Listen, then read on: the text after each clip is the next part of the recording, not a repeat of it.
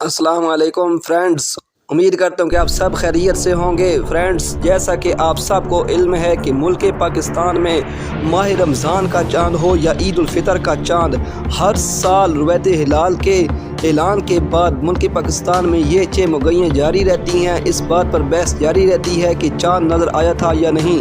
हर एक का अपना ख्याल होता है और उलमा पर तनकीद जारी रहती है।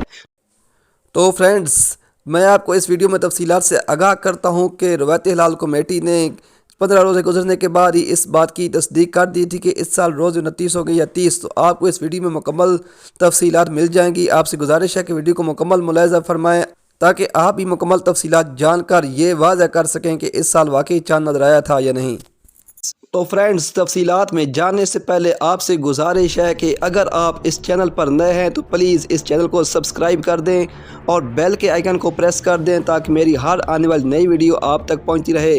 पाकिस्तान समेत दुनिया भर में रमज़ान मुबारक के 15 से ज़ायद रोज़े गुजर जाने के बाद ईद उल फितर की आमद की तैयारियां शुरू कर दी गई हैं, जबकि पाकिस्तान में रुयत हिलाल रिसर्च काउंसिल की जानिब से मुल्क में शवाल के चाँद की रवायत से मुतल्लिक़ पेशीनगोई की गई है।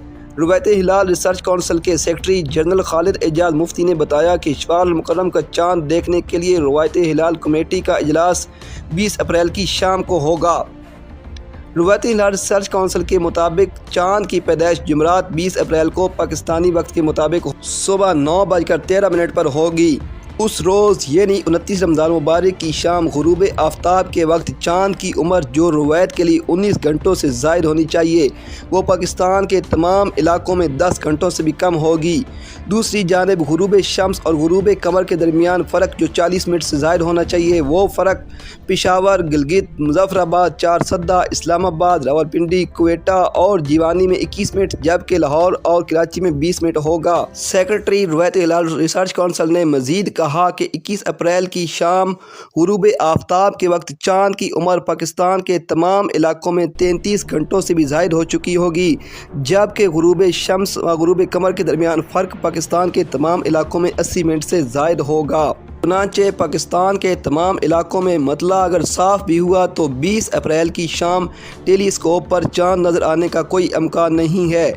उन्होंने बताया कि 21 अप्रैल को 30 रमज़ान मुबारक और 22 अप्रैल को यकम शवाल होगी।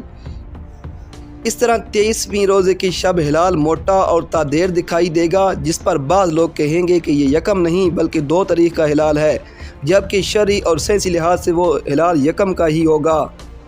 तफसीलात के मुताबिक रुयत हिलाल रिसर्च काउंसिल का कहना है कि जुमरात 20 अप्रैल को चाँद नज़र आने का इम्कान नहीं है, इसलिए इस बार 30 रोज़े होंगे और ईद हफ्ता 22 अप्रैल 2023 को मनाई जाएगी इंशाअल्लाह।